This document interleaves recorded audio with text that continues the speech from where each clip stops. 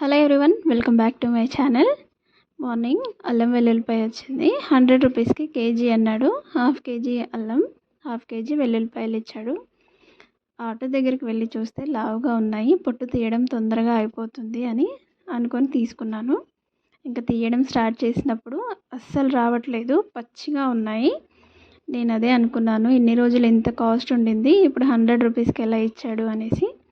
పచ్చిగా ఉన్నాయి కొత్త వెల్లుల్లిపాయలు, అందుకనేసి తక్కువ రేటుకి ఇచ్చాడు. ఇంకా నేను 12కి కూర్చుంటే 2 అయ్యింది.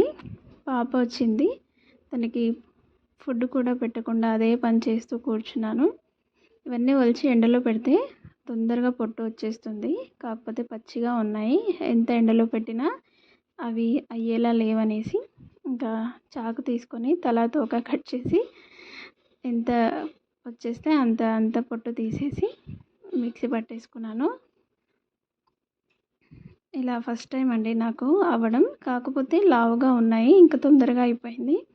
లేదంటే ఇంకా ఎక్కువ టైం పట్టేది. వేలైతే చాలా నొప్పి పుట్టింది. అల్లం ఒక 5-10 మినిట్స్ వాటర్లో వేసి వదిలేయాలి. వాటికున్న మట్టి అంతా నాని పోతుంది. ఇంకా ఫ్రెష్గా ఇలా కడుక్కొని మనం ఒక చిల్లుల గిన్నెలో వేసుకోవాలి. వాటర్ అంతా పోవాలండి, అసలు వాటర్ ఉండకూడదు. నేను ఇది నెక్స్ట్ డే పొట్టు తీసాను, ఆ రోజు ఇంకా నాతో అవ్వలేదు.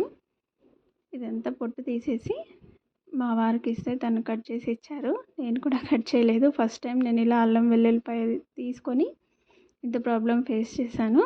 ఇంకా కట్ చేసి మిక్సీ పట్టేసుకున్నాను. నేను ఎప్పుడైనా వెల్లుల్లిపాయలు ఎక్కువ తీసుకుంటాను, అల్లం తక్కువ తీసుకుంటాను పేస్ట్ చేయడానికి.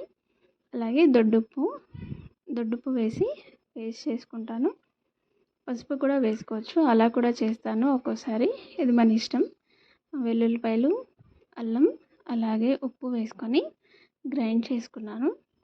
ఇంకా పొట్టు కనిపించదేమో అనుకున్నాను, కాకపోతే గ్రైండ్ చేసిన తర్వాత కనిపించింది అక్కడక్కడ. ఫస్ట్ టైం నేను పొట్టు కొద్దిగా వదిలేసి మిక్సీ పట్టడం, ఇది పర్లేదు అనిపించింది. ఇంకోసారి పట్టాను, అయినా పోలేదు. ఇంకా సరే అనేసి అంతా అలాగే మిక్సీ పట్టేసుకున్నాను. ఇంకా మిగిలింది కూడా మొత్తం మిక్సీ పట్టేసి బాక్స్లోకి వేసేసుకున్నాను. బాక్స్లో వేసి మూత పెట్టేసుకొని ఫ్రిడ్జ్లో పెట్టుకుంటే చాలా రోజులు ఉంటుందండి, ఫ్రెష్గా ఉంటుంది. నేను ఇలాగే చేస్తాను. మీకు నా వీడియో నచ్చితే లైక్ చేయండి, షేర్ చేయండి, సబ్స్క్రైబ్ చేసుకోండి.